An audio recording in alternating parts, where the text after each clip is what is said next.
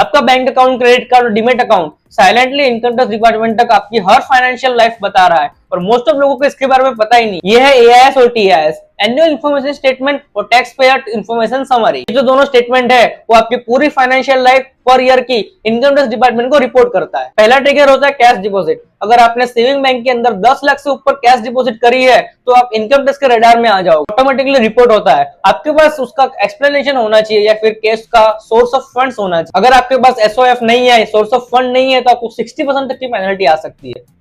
दूसरा है credit card के बड़े बिल्स। अगर आप क्रेडिट कार्ड से स्पेंड करते हो और उसकी वैल्यू हाई ट्रांजैक्शन में है तो बैंक डायरेक्टली उसको इनकम टैक्स डिपार्टमेंट में रिपोर्ट कर देती है। वैल्यू जो है टैक्सेबल नहीं होता, लेकिन अगर आपने इनकम टैक्स रिटर्न फाइल करा है तो उससे मिसमैच हो तो आपको उस पर नोटिस आ सकती है। तीसरा है स्टॉक मार्केट और म्यूचुअल फंड के इन्वेस्टमेंट। अगर आप ट्रेडिंग करते हो, चाहे बाय हो, सेल हो, कोई भी छोटा ट्रेड भी हो, तो रिपोर्ट्स ब्रोकर के जरिए एआईएस तक पहुंची जाती है। मतलब कि अगर आपने इनकम टैक्स रिटर्न में कैपिटल गेन या फिर कोई भी रिपोर्टिंग नहीं करी कैपिटल गेन के रिलेटेड, तो भी आपको नोटिस आ सकती है। जब भी अपना इनकम टैक्स रिटर्न प्रिपेयर करो तो एआईएस और टीएस को जरूर रिफर करना।